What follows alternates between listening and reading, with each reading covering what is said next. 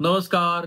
मी राहुल कुलकर्णी. पूजा खेडकर, त्याच त्या माजी सनदी अधिकारी ह्यांच्या संदर्भातली प्रत्येक बित्तम बातमी आम्ही पहिल्यांदा महाराष्ट्राला दाखवली आणि एका विशिष्ट टप्प्यानंतर माझ्या असं लक्षात आलं, की ह्या प्रकरणामध्ये पैसे असतील, त्यांच्याकडची प्रचंड संपत्ती किंवा त्यांना मिळत असलेल्या कोणत्यातरी अशा एका पाठिंब्यावरती इतका विश्वास आहे, की आपलं काहीच होऊ शकत नाही, असं त्यांना वाटतं आणि झालं पण काही प्रमाणामध्ये तसंच.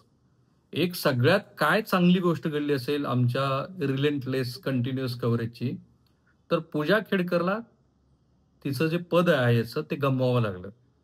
आणि त्यानंतर महाराष्ट्रामध्ये आम्ही जे असंख्य प्रश्न निर्माण केले, की बाबा हे जे अ, वेगवेगळ्या आरक्षित प्रवर्गातनं जे उमेदवार येत आहेत किंवा अगदीच खुल्या प्रवर्गातले सुद्धा जे दिव्यांगाचे वगैरे बनावट प्रमाणपत्र घेतात, त्याचं करायचं काय?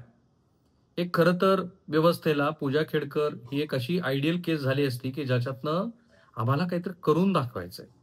लाखोच्या संख्येनं एम-पी-एस-सीच्या एका परीक्षेसाठी किती स्पर्धा असावी? 2.5-3 लाख विद्यार्थी हे आज परीक्षा देत आहेत आणि तुम्हाला 99% गुण असून सुद्धा तुमच्या आयुष्यामध्ये काहीही उपयोग कसा होत नाही, हे एम-पी-एस-सीच्या परीक्षेमध्ये सतत दिसून येतं. म्हणजे जे 100 पैकी 100 गुण विद्यार्थी घेत आहेत, त्या विद्यार्थ्यांना सुद्धा नंतर तोंडी परीक्षेमध्ये जाऊन स्वतःची स्किल दाखवावी लागते. मग अशा स्पर्धा परीक्षेमध्ये जे विद्यार्थी बनावटगिरी करून येतात, तर त्यांना एक संदेश जायला हवा होता, की नाही, तुम्ही चुकीचं कराल तर तुम्हाला आम्ही धडा शिकवू. काय घडलं? पूजा खेडकर आणि त्यांच्या कुटुंबियांनी त्यांच्याकडे असलेली शस्त्र, आयुधं, पैसा, कारण त्यांना वेगळ्या न्यायालयीन प्रक्रियेमध्ये जाण्यासाठी चांगला उत्तम वकील देण्यासाठी जे आर्थिक बळ लागतं ते आहे त्यांच्याकडं. त्याच्या जोरावरती आधी हायकोर्टातनं दिल्ली हायकोर्टातनं स्टे घेतला, मग सुप्रीम कोर्टातनं अरेस्ट वॉरंटला स्टे घेतला आणि पूजाच्या ज्या डी-ओ-पी-टीनं जनरल त्यांची जी काही असते डिपार्टमेंट, त्यांनी जे पूजाला आय-ए-एस होण्यापासून रोखलं होतं, त्याला पण आता त्यांनी चॅलेंज केलंय. एकीकडे नाशिकच्या विभागीय आयुक्तांनी पूजानी बनावट कागदपत्र कशी दिली ह्याबद्दलचे साध्यांत अहवाल दिले आणि ते प्रकरणही अजून कळत नाही मला, की या प्रकरणामध्ये बनावट कागदपत्र दाखल केली, घेतली म्हणून गुन्हे का नाही दाखल झाले. आता हा जो निर्ढावलेपणा आहे ना, तो निर्ढावलेपणा कसा येऊन थांबतो बघा. आज एक घटना घडली आणि त्याच्याशी थेट खेडकर कुटुंबाचा संबंध आहे. त्यात अ, पूजाची आई मनोरमाचा त्याच्यामध्ये संबंध आहे. घटना अशी घडली, की नवी मुंबईतल्या मुलुंड ऐरोली मार्गावरती एका ट्रक हेल्परचं अपहरण झालं. अपहरण झालेली पंजाबी व्यक्ती आहे. त्याचं नाव आहे प्रल्हाद कुमार. पुण्यातल्या चतुश्रुंगी परिसरातल्या पूजा खेडकर हिच्या घरी हा आढळून आला आणि पोलिसांनी त्याची सुटका केली आणि या घटनेमुळं पुन्हा एकदा पूजा खेडकरचं कुटुंबीय चर्चेत आलं. पोलिसांनी या सगळ्या प्रकरणाचा तपास सुरू केला आहे आणि आधीचे सगळे संदर्भ आता शोधले जात आहेत आणि म्हणून एकदा ही सगळी तक्रार लक्षात आली ना, की तुमच्या लक्षात येईल, की याच्यामध्ये काय गोष्टी घडलेल्या आहेत. तक्रार काय आहे? तर मी विलास धोंडीराम ढेंगरे, वय वर्ष 53, धंदा व्यवसाय आहे. Kasturi developer, plot number so and so, Kharghar, plot number so and so. त्याचा मोबाईल नंबर आहे, तो काही मी सांगणार नाही तुम्हाला. मी वरील पत्त्यावरती 15 दिवसापासून राहण्यास असून माझ्यासोबत सो अँड सो राहतात. झालं असं, की यांची जी कॉन्ट्रॅक्टमध्ये असलेली, हे कॉन्ट्रॅक्टशिपचा व्यवसाय करतात. त्यांच्याकडे 5 ट्रान्झिट मिक्सर ट्रक आहेत.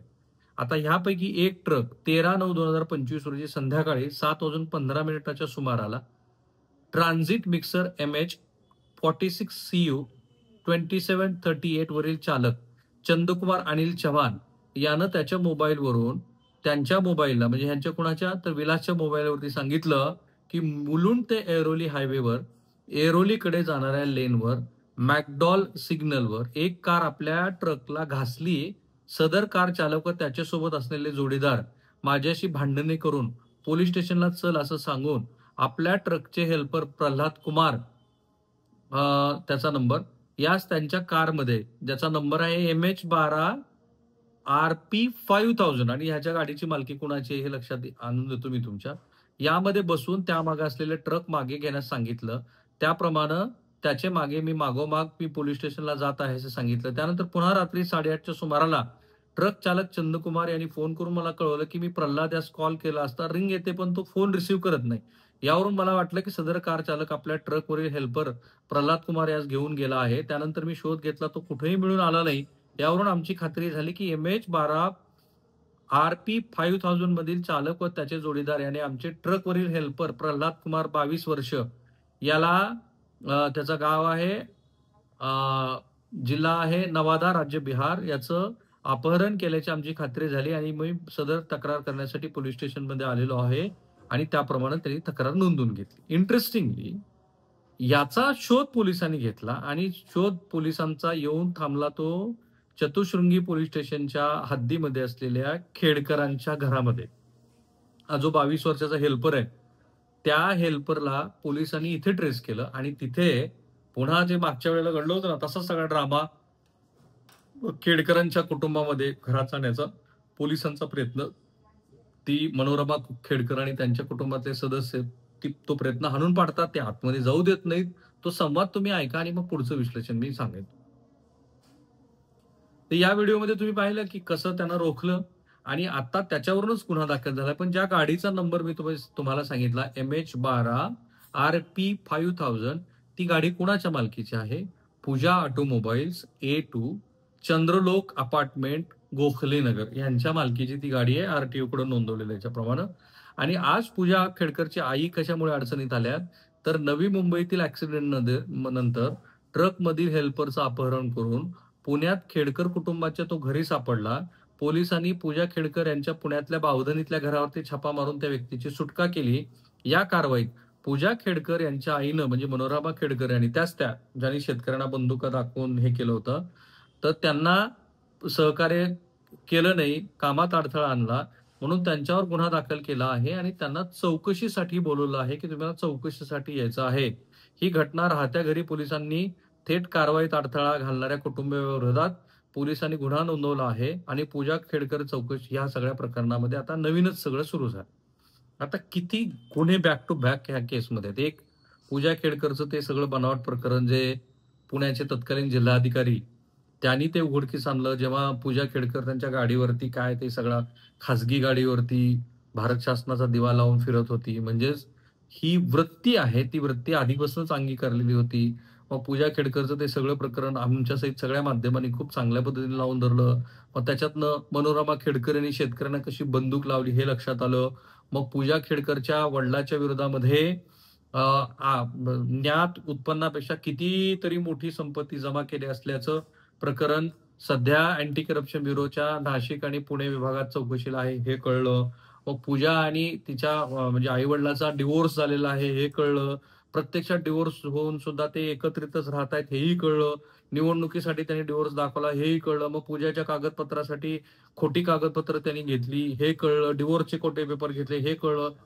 नॉन क्रिमिनलच्या याच्यासाठी खोटी कागदपत्र घेतली हे कळलं. आणि ह्या सगळ्यात महाभारत म्हणजे ह्या सगळ्या प्रकरणामध्ये एक सामान्य कोणी मनुष्य असताना आतापर्यंत जेलमध्ये सडत राहिला असता. ह्यापैकी काही घडलं नाही आणि त्यामुळं आता थेट जरी पूजाचा या सगळ्या प्रकरणाशी संबंध नसला तरी ज्या पूजापासून हे प्रकरण सुरू झालं होतं ते आता पुन्हा अशा पद्धतीनं एका क्लीनरचं थेट अपहरण करून घरामध्ये नेऊन त्याच्या विरोधामध्ये काय केलं त्याचं माहित नाही, मारहाण झाली का वगैरे, तर ती कृती करणं. बरं पुन्हा जेव्हा आम्ही तिथे वार्तांकन करत होतो तेव्हा त्या पूजा खेडकरच्या घराच्या बाहेर असलेल्या फुटपाथवरती पण अतिक्रमण केल्याचं लक्षात आलं. मग तिथे पुन्हा अतिक्रमण विभागानं कारवाई केली आणि ते तोडलं पुन्हा नव्याने ते तिथंच उभा आहे असं पण म्हणतात. ही वृत्ती आहे आणि ही वृत्ती का असते? एकतर खूप जास्त पैसे असतील तर हम कुछ भी कर लेंगे सनम, हमारे पास पैसा इतना है. किंवा मग दुसरं असतं की हमारे पास पावर इतनी है की हमारा कोई कुछ नहीं कर सकता. या दोन गोष्टीचा मिलाप झाला की अशा पद्धतीने लोक बेताल होतात. अर्थात ह्या सगळ्या प्रकरणात आणखी खेडकर कुटुंबियांचं काही म्हणणं असेल तर ते जरूर आम्ही समजून घेऊ. मधल्या काळामध्ये पूजा खेडकरच्या वडिलांनी सगळ्या माध्यमाला इंटरव्ह्यू दिला एक्सेप्ट आम्हाला. कारण त्यांना माहिती होतं की आम्ही खूप टफ प्रश्न विचारले असते त्यांना. कारण आपला तो स्थायी भाव आहे, जे सत्याच्या जवळ जाणारा आहे, जे योग्य आहे, ज्याच्यातनं समाजाला काहीतरी दिशा मिळेल अशा सगळ्या गोष्टी कव्हर करत असताना नीट अभ्यास करून आम्ही ते तुमच्यासमोर मांडतो आणि त्यामुळेच तुम्ही ते लाखोच्या संख्येनं बघत आहात. त्याबद्दल थँक्यू सो मच. शेवटपर्यंत हे व्हिडिओ बघा आणि तुमचं मत या व्हिडिओच्या कमेंट बॉक्समध्ये जरूर टाका. थँक्यू.